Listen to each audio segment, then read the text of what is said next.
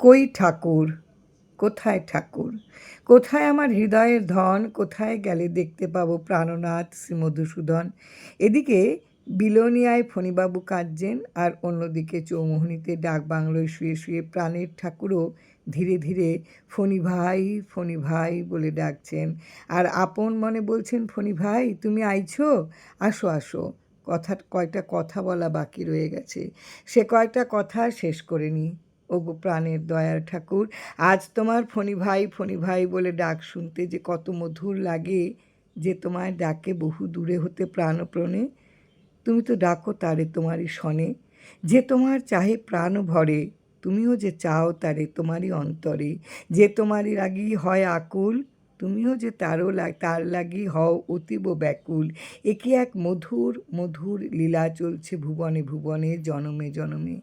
প্রাণের ঠাকুরের এহেন ব্যাকুলতা শুনে উপেনবাবু বললেন, কই বাবা, ফণি কোথায়? এই যে দেখলাম ফণিবাবু আসলেন। একথা শুনে উপেনবাবু সমস্ত আঙিনা খুঁজলেন, কিন্তু কোথাও ফণিবাবুর সাক্ষাৎ পাওয়া গেল না। ফিরে এসে তিনি জানালেন, না বাবা, ফণিবাবু আসেননি। ও, আসেন নাই? আসবেন। আসতে দিবার আগে বলবেন সংবাদ ছিল। তাহলে কি সেই সংবাদ?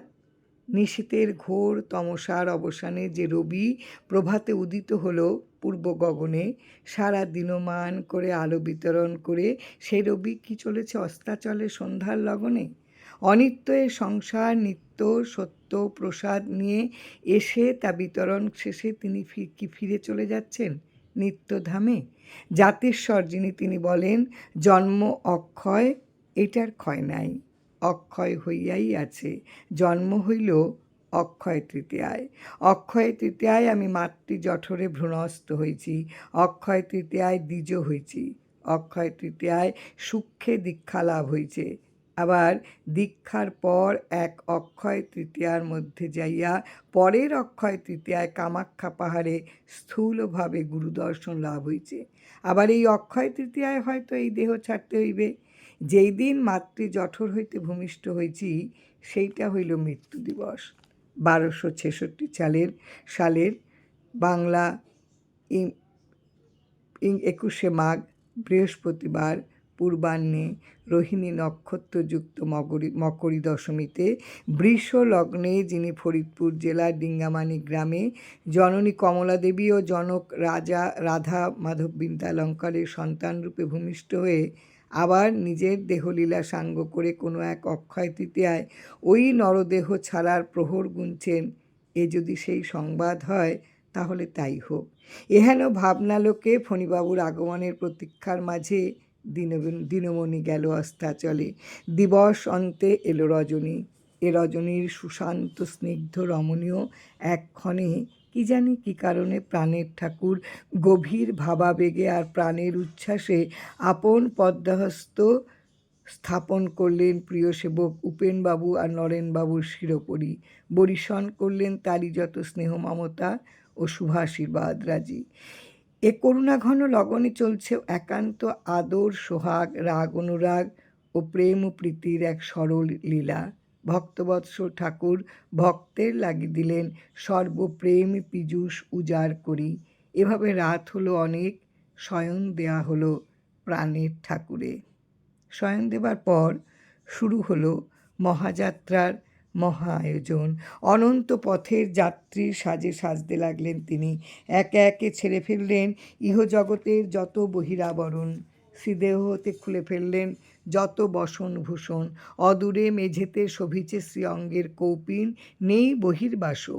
খুলে রাখা হলো শ্রীকণ্ঠের তুলসীমালা, যজ্ঞ উপবীত সহ সব কিছু। গায়ে নেই অঙ্গ রাখা। মহাদিগম্বর আর বিশ্বম্বর বেশে যে দেব শিশু এলো জননী কোলে, সেই অপরূপ সাজে পুনঃ শয়ন রইল ভূতলে মাতা ধরণীর কোলে। উত্তর শিয়র হয়ে আছে শ্রীদেহ।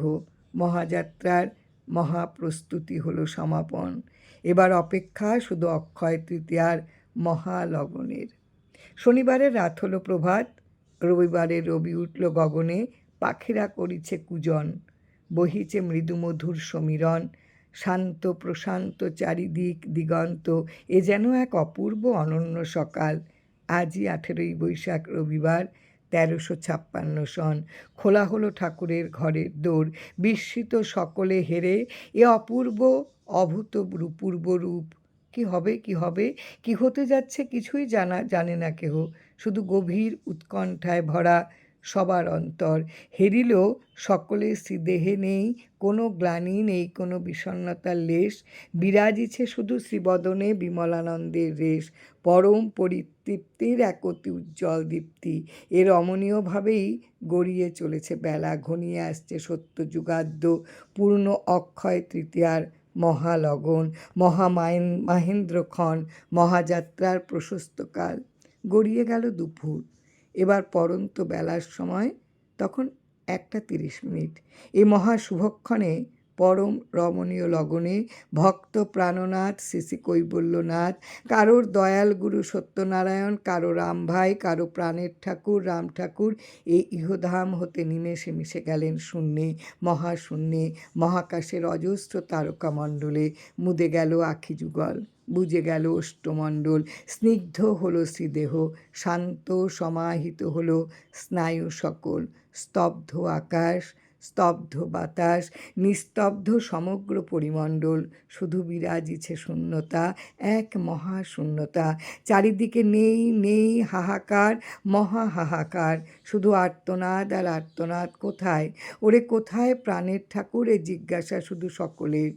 ওরে, দেহ ছেড়ে চলে গেছে মৃত্যুহীন প্রাণ, আর রয়ে গেছে প্রাণহীন পুত পবিত্র দেহখান। এরই মাঝে কে যেন বলে ওরে, কে বলেছে আমাদের প্রাণের ঠাকুর নেই? তিনি যেন সর্বক্ষণ প্রাণ মাঝে নিয়েছেন ঠাই। অক্ষয় ঠাকুর চিরকালই অক্ষয় হয়ে রইবেন সকলের অক্ষয় প্রাণের গভীরে।